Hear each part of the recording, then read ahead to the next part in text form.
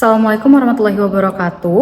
Kami dari kelompok 5. Pada video ini kami akan memaparkan hasil evaluasi pelaksanaan Assessment Center yang telah kami lakukan sebelumnya mengenai posisi Asisten General Manager General Affair. Saya Nabila akan menjelaskan soal nomor 1 mengenai evaluasi kompetensi dan simulasi yang digunakan. Nah, yang pertama terkait kesesuaian kompetensi dengan jabatan.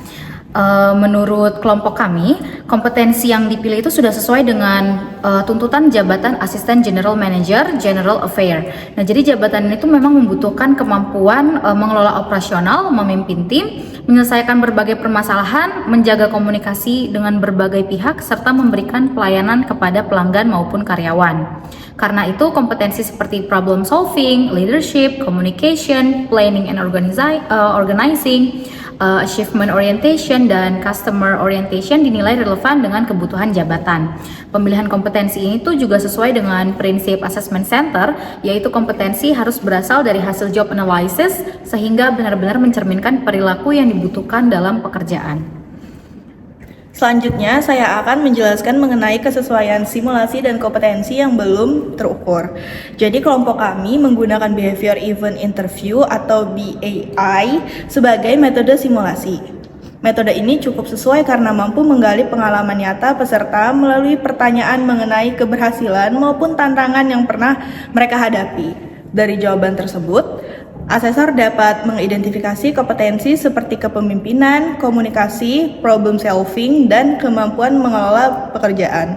Namun demikian, kami menemukan beberapa kompetensi yang belum tergali secara optimal, yaitu decision making, strategic thinking, adaptability, dan analytical thinking. Karena BAI lebih berfokus pada pengalaman masa lalu dan belum mengamati perilaku peserta secara langsung dalam situasi kerja. Oleh karena itu, menurut kelompok kami, BAI tidak sebaiknya digunakan sebagai satu-satunya metode dalam assessment center. Agar hasil asesmen lebih komprehensif, perlu ditambahkan simulasi seperti in-basket exercise untuk mengukur pengambilan keputusan, leader-led group discussion untuk menilai kepemimpinan dan kerjasama, serta role play untuk melihat kemampuan menghadapi komplain atau konflik. Nah, sebagai kesimpulan, kompetensi yang dipilih sudah sesuai dengan jabatan dan BAI merupakan metode yang relevan. Namun, kualitas assessment center akan lebih baik apabila menggunakan beberapa jenis simulasi sehingga seluruh kompetensi dapat diukur secara lebih objektif dan juga menyeluruh.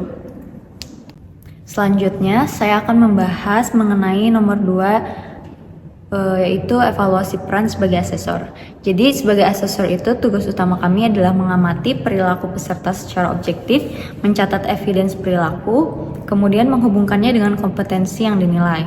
Kesulitan utama yang kami alami adalah mencatat seluruh perilaku peserta secara lengkap ketika wawancara berlangsung. Kemudian saat peserta menjelaskan pengalaman dengan cukup panjang, asesor harus mendengarkan secara aktif sekaligus menuliskan evidence perilaku. Kondisi ini membuat beberapa informasi penting berpotensi terlewat.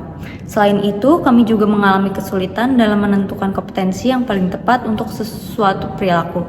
Misalnya, satu perilaku dapat sekaligus menunjukkan problem solving, leadership, maupun achievement orientation. Selama proses assessment, juga terdapat kemungkinan munculnya bias penilaian. Salah satunya adalah halo effect, yaitu ketika satu pencapaian peserta yang sangat baik mempengaruhi penilaian terhadap kompetensi lainnya.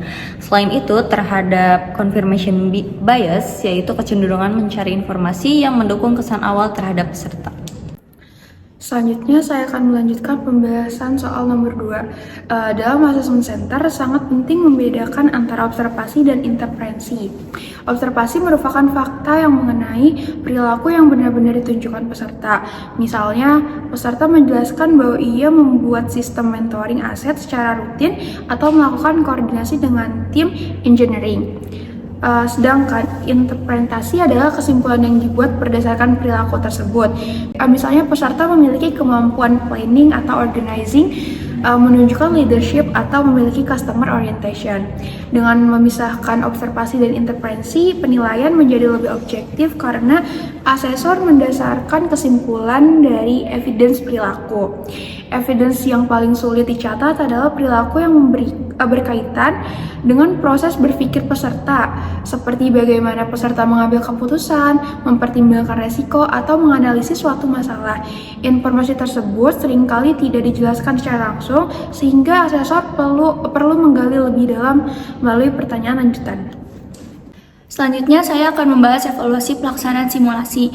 Berdasarkan pelaksanaan assessment center yang kami lakukan, terdapat beberapa hal yang masih perlu diperbaiki. Yang pertama, briefing peserta itu belum maksimal sehingga beberapa instruksi masih perlu ditanyakan kembali.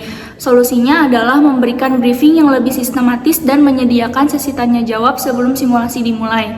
Yang kedua, manajemen waktu belum berjalan secara efektif karena beberapa pertanyaan berkembang terlalu panjang. Oleh karena itu, diperlukan pembagian waktu yang lebih jelas pada setiap bagian wawancara. Yang ketiga, jumlah simulasi masih terbatas karena hanya menggunakan BEI. Agar seluruh kompetensi dapat diamati secara lebih lengkap, perlu ditambahkan simulasi seperti LGD, role play, dan in-basket exercise. Yang keempat, standarisasi penilaian antar asesor masih perlu ditingkatkan melalui penggunaan behavioral indicators dan behaviorally anchored rating scale atau BARS. Yang terakhir, integrasi hasil observasi juga perlu diperkuat melalui assessment meeting sehingga keputusan akhir didasarkan pada diskusi seluruh asesor.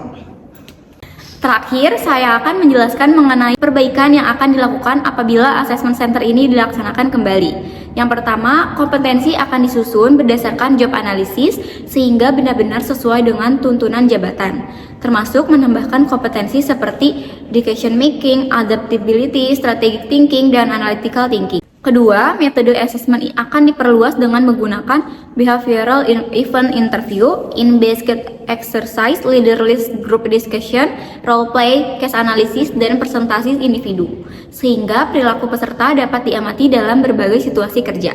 Nah, yang ketiga, jumlah asesor akan ditambah menjadi 2, sehingga 3 orang pada setiap simulasi agar hasil observasi lebih objektif. Nah, untuk yang keempat, observasi akan menggunakan behavioral checklist, rating scale, dan format pencatatan evidence yang lebih terstruktur, disertai pelatihan bagi seluruh asesor agar penilaian lebih konsisten. Nah, selanjutnya, seluruh hasil observasi akan diintegrasikan melalui assessment meeting sebelum menyusun laporan akhir. Nah, laporan tersebut akan membuat profil kompetensi peserta, evidence perilaku, kekuatan, area pengembangan, serta rekomendasi yang sesuai dengan kebutuhan jabatan. Untuk sebagai penutup, kelompok kami menyimpulkan bahwa penggunaan BEI sudah mampu menggambarkan beberapa kompetensi penting. Namun, sesuai prinsip assessment center dengan pedoman APA, assessment akan menjadi lebih valid, objektif, dan komprehensif apabila menggunakan sebagai metode simulasi, melibatkan lebih dari satu asesor, menerapkan standar observasi yang seragam, serta mengintegrasikan seluruh hasil observasi sebelum menyusun laporan akhir. Sekian hasil pemaparan dari kelompok kami, kurang lebihnya mohon maaf. Wassalamualaikum warahmatullahi wabarakatuh.